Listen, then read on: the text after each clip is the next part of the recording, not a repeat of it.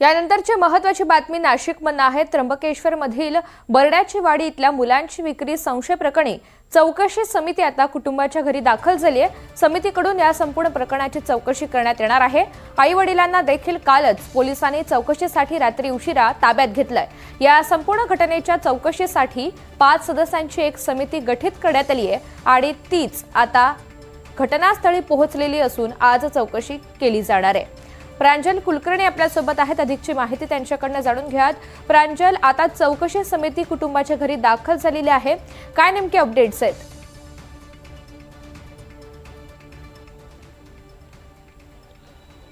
ऋतुजा, बरड्याची वाडी हा आदिवासी संपूर्ण पाडा आहे। घोटी पोलीस ठाण्याच्या अंतर्गत हा सर्व पाडा येतोय आणि इथेच काही मुलांची विक्री झाल्याचा संशय जो आहे तो व्यक्त केला जात होता। सामाजिक कार्यकर्त्यांनी आरोप हे केलेले होते आणि आता आपण बघितलं तर याबाबत संपूर्ण चौकशी खरं तर सुरू करण्यात आली आहे। 5 सदस्य ही समिती आहेत। कालच आपण बघितलं तर पोलिसांनी हे जे कुटुंब आहेत त्यांचे आई वडील असतील या मुलांचे, त्यांना चौकशीसाठी ताब्यात हे घेतलेलं आहे आणि आता काही वेळापूर्वी जी माहिती समोर आली त्यानुसार 3 मुलांना नातेवाईकांकडेच देखील आढळून आलेले आहेत। सध्या चौकशी समिती आलेली आहेत, आरोग्य पथक इथे येऊन पोहोचलेले आहेत। माझ्यासोबत CHO आहेत, इथल्या अधिकारी आहेत, त्यांच्याशी आपण बोलूयात। मॅडम, काय आतापर्यंत समोर आले?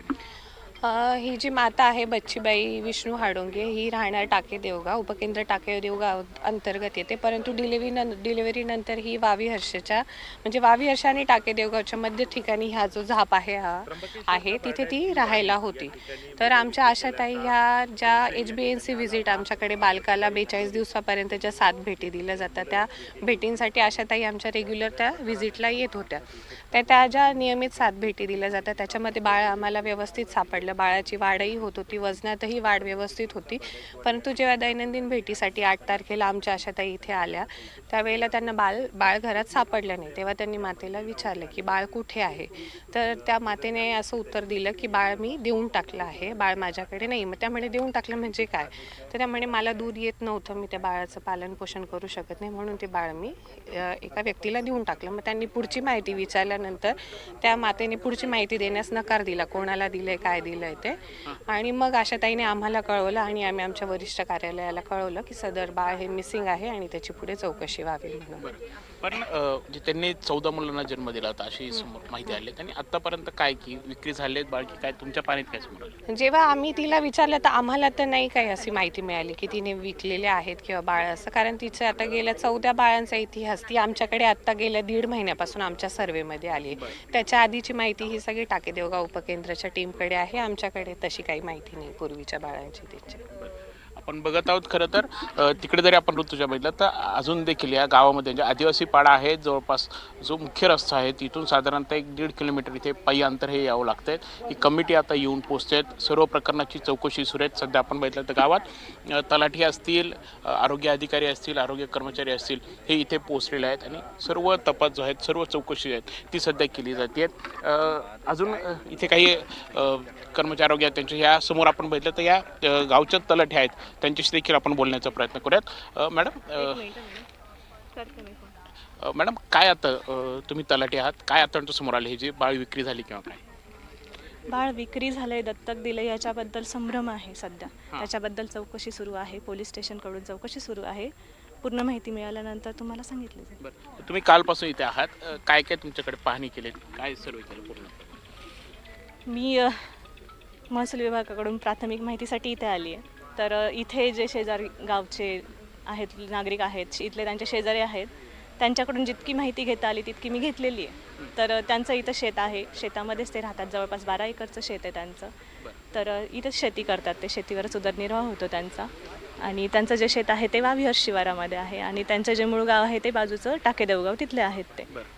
तर त्यांना शेजारच्यांनी दिलेल्या माहितीनुसार जवळपास 13 अपत्य झालेले होते, एक मुलगा मयत झालेला, 6 मुली होत्या त्यांना। 6 पैकी 3 मुलींना त्यांनी बाहेर देऊ केलेलं आहे आणि 2 मुलींचे लग्न करून दिलेले आहेत, लग्न करून त्या बाहेरगावी दिलेल्या आहेत। आणि एक जे नवीन बालक जन्माला आलं त्याला त्याच्यामुळे सगळा प्रकार उघडकीस आलेला आहे। त्या बालकाला फक्त त्यांनी कुठेतरी दिलेलं आहे, इतकी माहिती मिळालेली। बरं, ते आता सापडलंय का काय अजून काही? नाही, अजूनपर्यंत त्याच्याबद्दल काही कन्फर्मेशन नाही आहे मला। पोलीस स्टेशनकडे चौकशी वगैरे सगळं सुरू आहे, पोलीस त्यांना म्हणजे तिकडनं टीम जाणार आहे, टीम त्यांना ताब्यात घेणार आहे। बरं. घेतलेलं आहे असं. आता कशी पुढे चौकशी केली जाईल आता? आता याच्यामध्ये 5 सदस्यांची कमिटी गठीत केलेली आहे. आता त्यांच्या अध्यक्षसुद्धा इथे आलेल्या आहेत त्या समितीच्या, CDPO मॅडम आहेत त्या. तर त्यांच्याकडूनच पुढची पूर्ण चौकशी करून पूर्ण सगळं कार्यवाही केली जाणार आहे. ऋतुजा, आपण बघत आहोत खरं तर आता हे बाळ खरं तर विक्री केले की नाही हा देखील संभ्रम आहेत, कारण 3 बालकं जे आहेत ते 2 महिन्याचे देखील बाळ आहेत ते देखील पोलिसांना मिळालेलं आहेत. आता 5 सदस्यीय समिती स्थापन केली आहेत. या समितीच्या चौकशीत नक्की काय समोर येतं हे पाहणं महत्त्वाचं ठरणार आहे. मुळात आपण हे पूर्ण गाव किंवा आदिवासी पाडा जर बघितला तर पूर्ण हा डोंगराळ परिसर आहे आणि तिथेच हा एक आदिवासी पाडा आहेत. गेल्या 12 ते 13 वर्षापासून हे इथे कुटुंबीय राहत आहेत आणि 13 मुलं करताना झाली होती अशी माहिती तलाठ्याने दिलेली आहे. शेती हा त्यांचा व्यवसाय आहे. घरची परिस्थिती हालाकीची आहेत आणि त्यामुळे नातेवाईकांकडे काही मुलांचा सांभाळ करण्यासाठी गेले होते अशी देखील माहिती नातेवाईकांनी दिलेली आहे. पोलिसांकडे त्यांनी तसा जबाब देखील नोंदवलेला आहे. त्यामुळे एकंदरीतच आता या संपूर्ण प्रकरणामध्ये चौकशी समिती स्थापन करण्यात आली आहे. चौकशी समिती आज इथे दिवसभर चौकशी करणार आहेत आणि त्यांचा अहवाल काय समोर येत आहेत हे पाहणं महत्त्वाचं ठरेल. आता आपण बघितलं तर याच घरामध्ये आहेत जिथे खरं तर हे कुटुंबीय पूर्णतः राहत होते. हे सर्व कौलारू असं हे घर आहेत, आदिवासी पाड्यावरील घर आहेत. शेणाने सारवलेल्या सर्व भिंती बघायला मिळत आहेत.